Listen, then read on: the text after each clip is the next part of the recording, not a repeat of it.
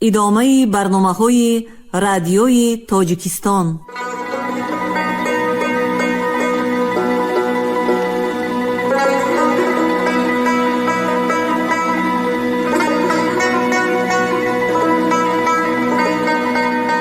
السلام علیکم شنونده های گرامی، با توجه شما گفتاری ادبی از سلسله خوانش بدیعی اثری نویسنده بزرگ تاجیک صدرالدین عینی، یادداشت‌ها در قرائت عبدالرشید خوجامقلوف. قسم یکم، گفتاری 22.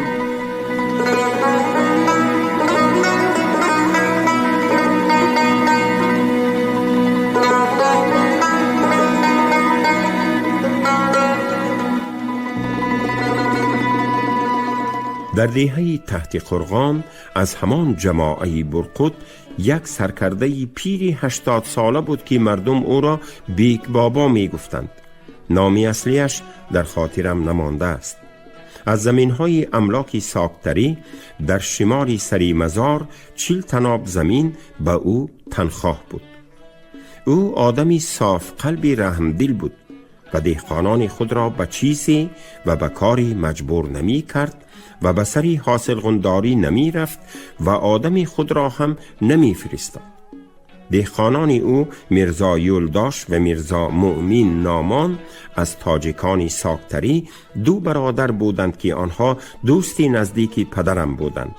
آنها به پدرم می گفتند ما مهنت کرده حاصل زمین را سال تا سال زیاد کرده ایستاده ایم، اما بیک بابا از ما زیاده طلب نمی کند و هر چیزی که خودمان برده دهیم با خرسندی می گیرد.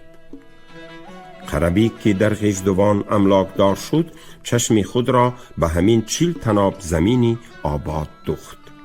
او شخصاً پیشی بیک بابا آمده از وی هر سال از همان 40 تناب زمین چقدر درآمد داشتنش را پرسید.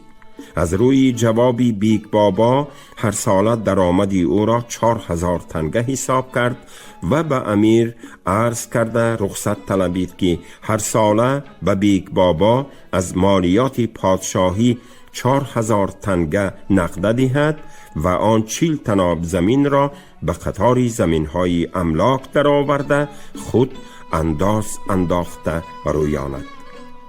البته امیر این طلبی او را قبول کرد و درباره اجرایش به نام او فرمان فرستاد. در نتیجه آن 40 تناب زمین در مدتی 30 سال در قطار زمین‌های ناکارم در آمده میرزا یولداش و میرزا مؤمن اندازی خارپولی و شدگارپولی میدادگی شدند.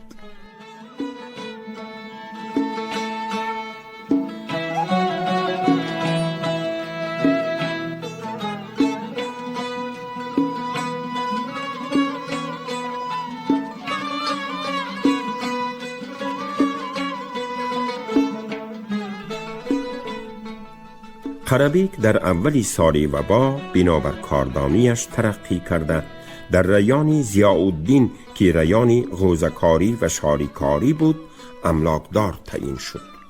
اما هنوز مردم در امارت او بیمزد و مجبوری کار می کردند و این کار را موافق تعلیمات او املاکدار غیزدوان که به جای او تعیین شده بود اداره می نمود.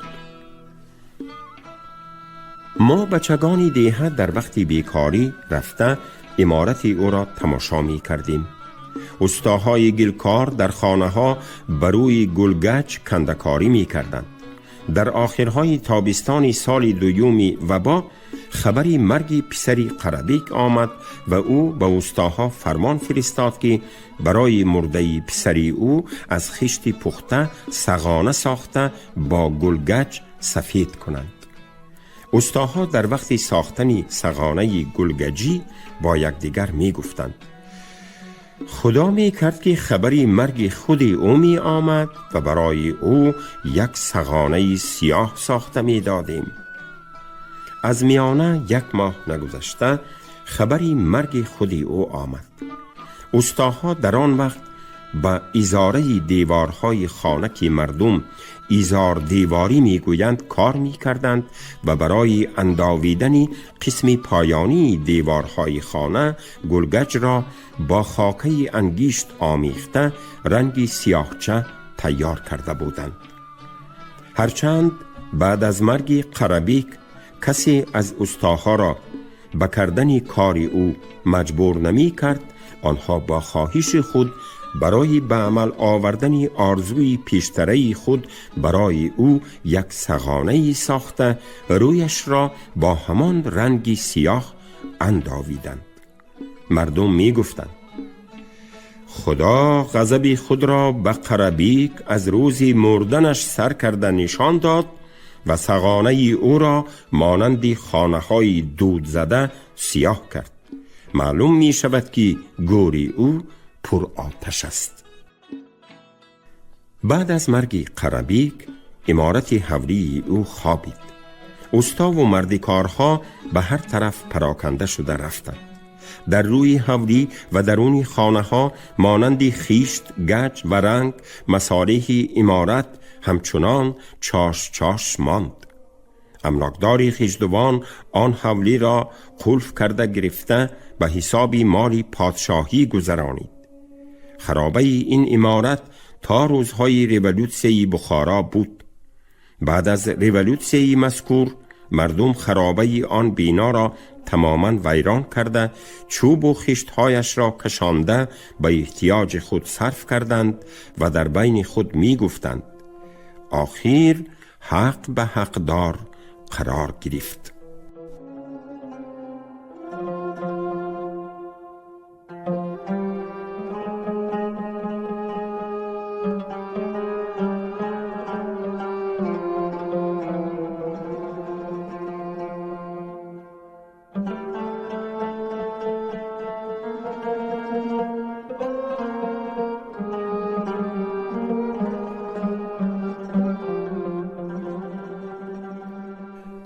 تیاری به سفر بخارا برای تحصیل.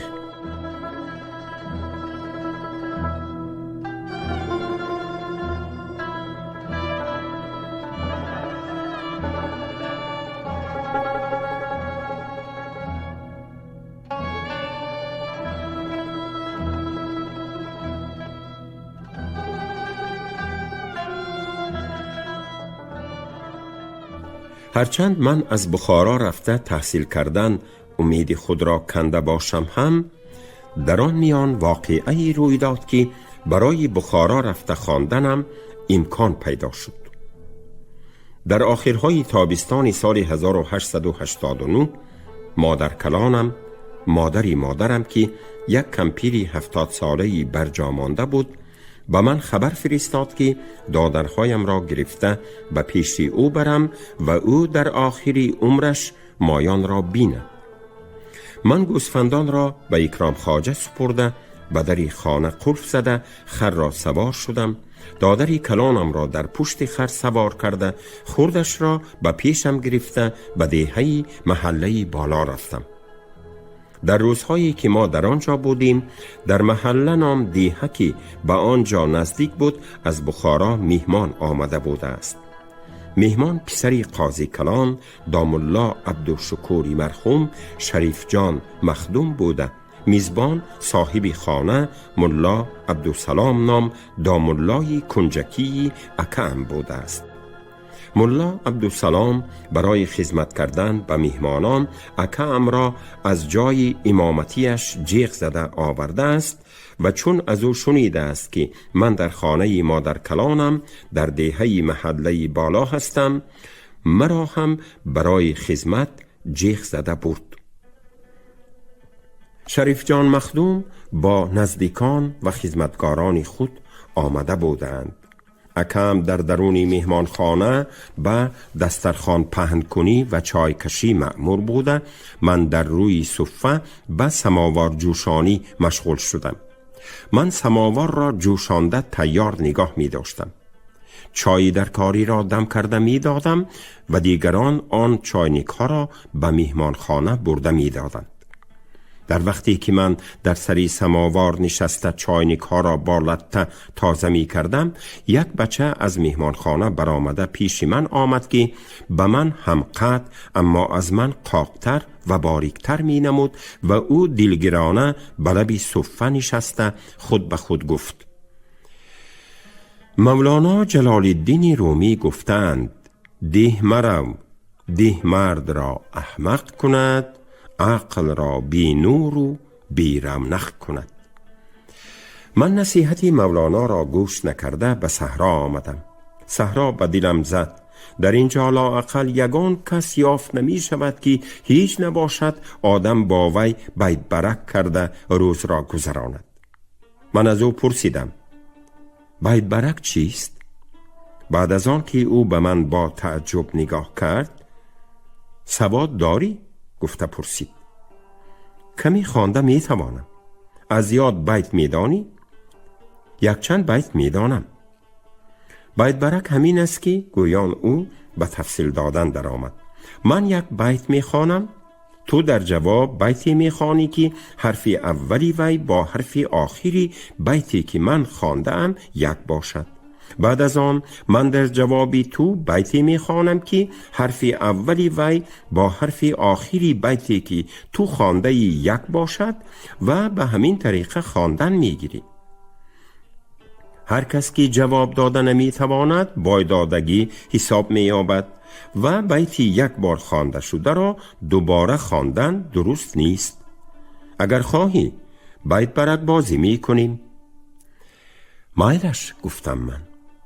او یک بیت خواند و من به او جواب دادم و او جواب داد و باز من جواب دادم و به همین طریقه ما ناایست تخمیناً 15 دقیقه بیت برک کردیم.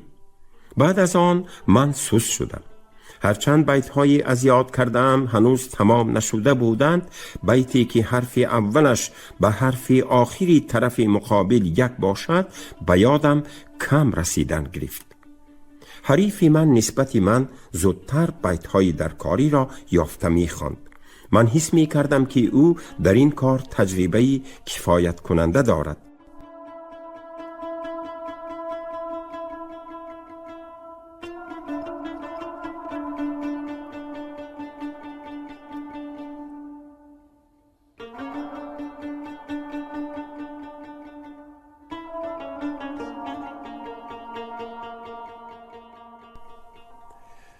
برای هر حرف بیت بسیاری را از یاد می داند و این چنین او بیت های خوبی به آدم تأثیر کننده می خواد.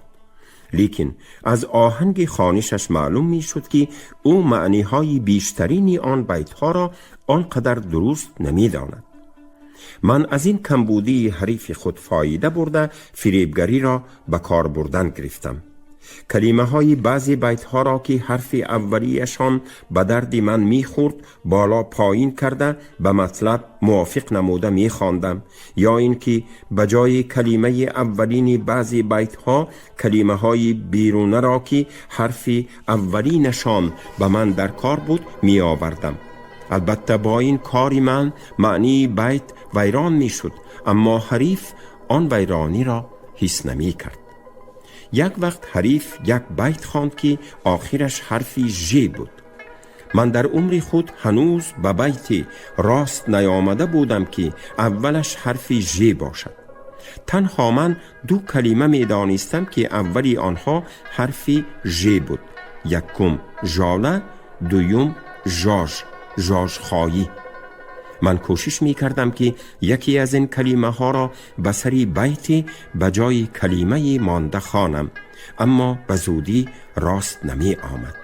حریف باشد تیز باش، یا جواب گوی یا شهرت را ده، مغلوبی را به گردن گیر گویان مرا بتر سراسیمه می کرد. در این وقت من با الهامی تنگی احوالم یک باره ژاژ و ماژو، ژاژ و ماژو، ژاژ و ماژ، این همه ژاژ است سر تا پای ژاژ گفته سر دادم. اگر این بیت را نظم گفتن ممکن باشد، اولین نظمی که من گفتم همین است.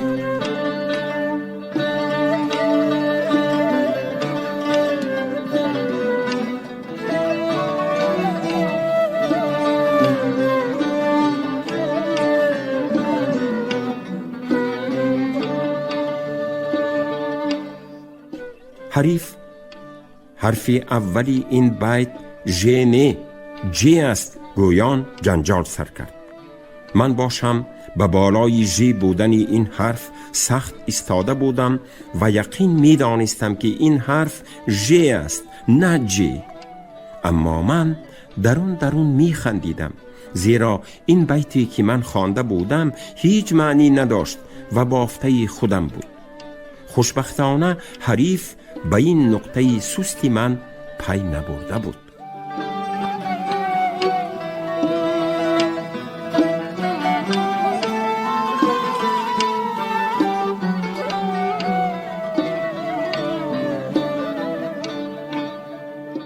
بسری جنجال ما از مهمانخانه یک آدمی میان سالی یک چشمه برآمده آمد که او هم بخارایی بوده، از خدمتگارانی شریف جان مخدوم بود. او بعد از قدری به جنجال ما گوش انداخته ایستادن. از مخدوم جان شریف جان مخدوم پرسیدن در کار است که گپی کدامتان درست است. گفت حریف من بیت مذکور را با قلمی قرینداش با خطی خود به کاغذ نوشته گرفت. خطش خیلی خوب بود و مانندی کسانی که در راستی دعوای خود باوری دارند مغرورانه به طرف مهمانخانه رفته به آنجا در آمد و بعد از 2 دقیقه مانندی مرغی در آب غوطیده شلپر شده در زیر عرق خجالت مانده از مهمانخانه برآمده آمد و به من دلگیرانه گفت مخدوم جان تو را جیغ میزنند. خوب گپتان راست برآمد یعنی؟ گویان با آهنگی کسی که مسئله را هنوز خود نمیداند من از او پرسیدم. او به این پرسشی من جواب نداده تکرار کرد مخدوم جان تو را جیغ میزنند، زودتر رو. اما من نرفتم. من به پیش یک آدمی کلانزاده شهری که همه او را حرمت می کنند و خدمتگارانش هم لباس آزاده شهری دارند با لباسی دریده چرکینی صحرایی چگونه رفته می توانستم؟ بعد از 2 دقیقه اکم از مهمانخانه برآمده مرا جیغ زده شرم نکن بیا، امر مقدم بر آداب است. گفت من رفته به خانه در آمدم. در پایگاه راست ایستاده سلام دادم. خانه از آدم پر بود.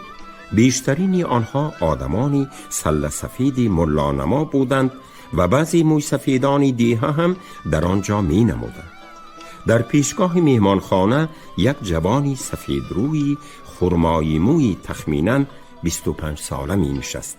معلوم بود که آن کس شریف جان مخدوم است.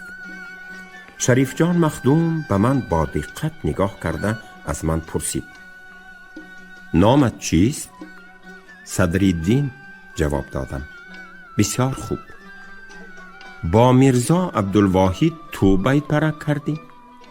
من با علامتی آری سر جنباندم اما صدا نبرآوردم. گپی تو درست است. ژاژ با ژ نوشته می شود نه با ج.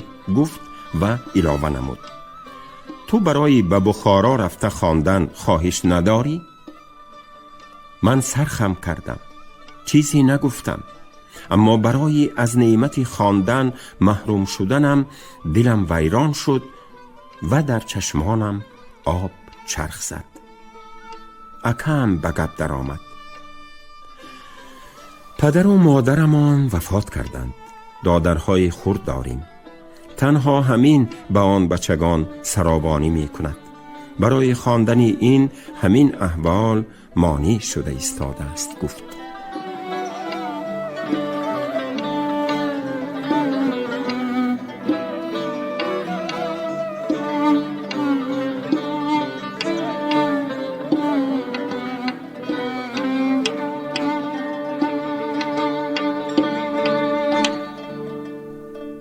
هرچی باشد هم، گفت شریف جان مخدوم، این را خواندن در کار است.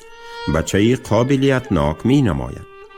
محمدانای ما را اشارت به میرزا عبدالواحد در بیت برک بند کردن کاری آسان نبود.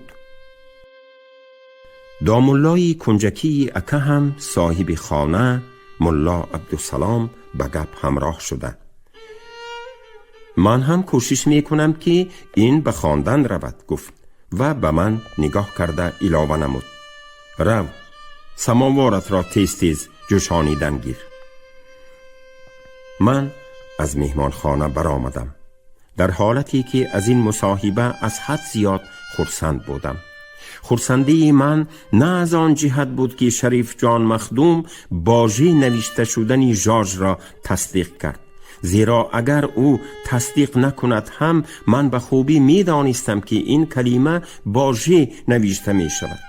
خرسندی من اولا از آن جهت بود که سری ساختکاری من به پیش او کشاده نشد، یا اینکه اگر او فهمیده باشد هم اظهار کردم مرا به پیش مردم شرمنده نکرد.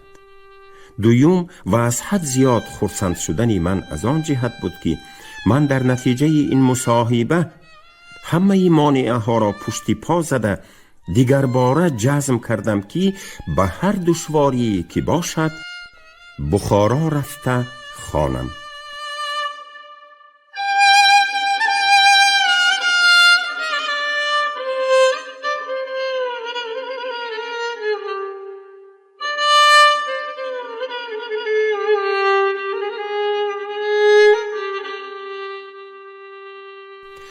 بعد از 2 روز مهمانان رفتند و من هم در پیش اکم و دامالای او مسئله بخارا رفته خواندنم را به طرز قطعی ماندم.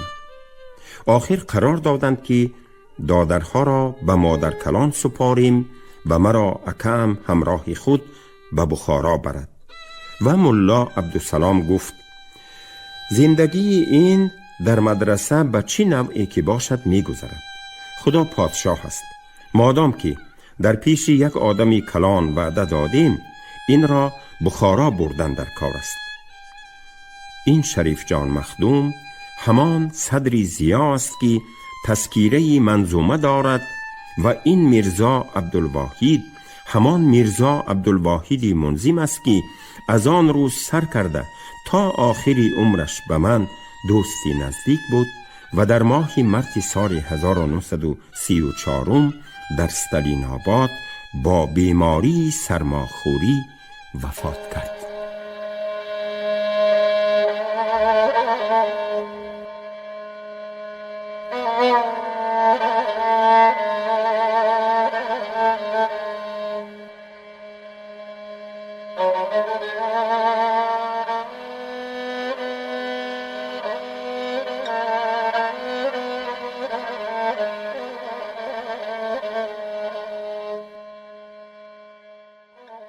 از روی عرف و عادت آن روزه در پیش ما یک وظیفه مهم ایستاده بود که ما باید پیش از بخارا رفتن آن وظیفه را ادا می کردیم. این وظیفه به پدر و مادر آشی سال دادن و 2 دادر خردسالمان را ختنه کردن بود. اگر ما این کارها را نمی کردیم از میانه جمعیت بیرون شده حساب می یافتیم، اما این کارها را کردن پول بسیاری طلب می کرد. ما هر 2 برادران کلانسال هرچند به هم مشورت کردیم سری کلاوه این کار را نمی یافتیم.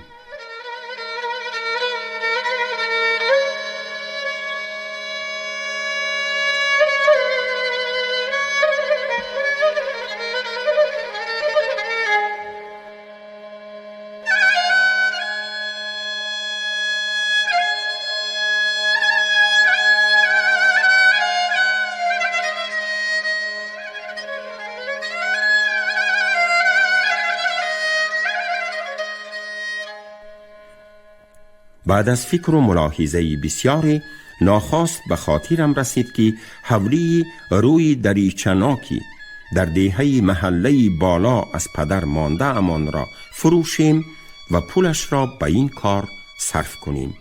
من به اکم گفتم این حولی به ما هیچ درکاری ندارد. ما بعد از این هیچگاه به محله بالا آمده نخواهیم نشست و حالان که اگر در وقت زنده بودن مادر کلان و بابایمان این حولی را نفروشیم، عجب نیست که ملا نوروز بر این یک آدمی حرامخوری اغواگر روزی وی را از دست ما مفت گیرد. کردارهای بدی ملا نوروز در رمن غلامان هم در مقاله‌ای که به مناسبت انتخابات سویت عالی تاجیکستان و ازبکستان در سال 1947 نوشتم و این مقاله در روزنامه‌های تاجیکی و ازبکی در همان وقت چاپ شده است تصویر یافته است.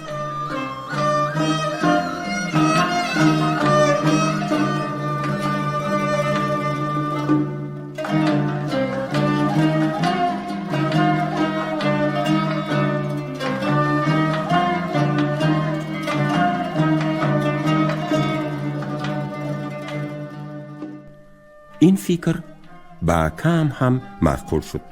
ما فوراً آن حولی را فروخته و ساکتری رفته آشی سال دادیم و روزی دیگر تویچه ترتیب داده دادران را ختنه کردیم.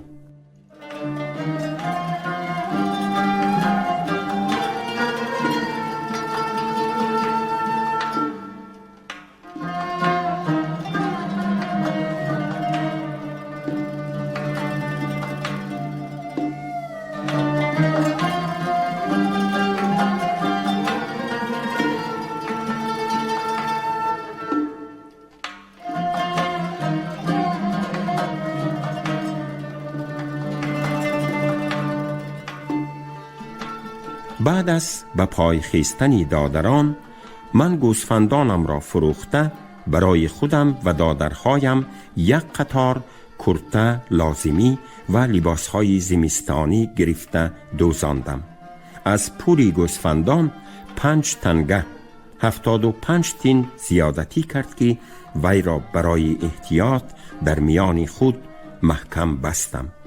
از توتمویز و غلونگ هم قسم بسیارش را برای برادران جدا کرده کمکش را برای بخارا نگاه داشتم. از کورپه بالش ها برای خود و دادران به قدری در کاری جدا کرده گرفته دیگرش را با طبقهای سفال و دیگی جامشویی در خانه گذاشته قفل کردم. از پدر یک دیگچه مدرسگی و یک خمچه روغن مانده بود که او اینها را در وقتی در مدرسه بودنش خریده کار فرموده بوده است. آنها را هم برای خود به مدرسه بردنی شدند. خر را باشد اکم فروخته گرفت که در مدرسه به خرجهای شریکی امان کار فرماید. خیبر را که در وقت 6 ماهگیش از تقایی چوپانم گرفته بودیم باز به او گردانده دادم. من دادران را با اشیا و اسبابشان به دیهه محله بالا برده ماندم و برای به بخارا رفتن تماما تیار شدم.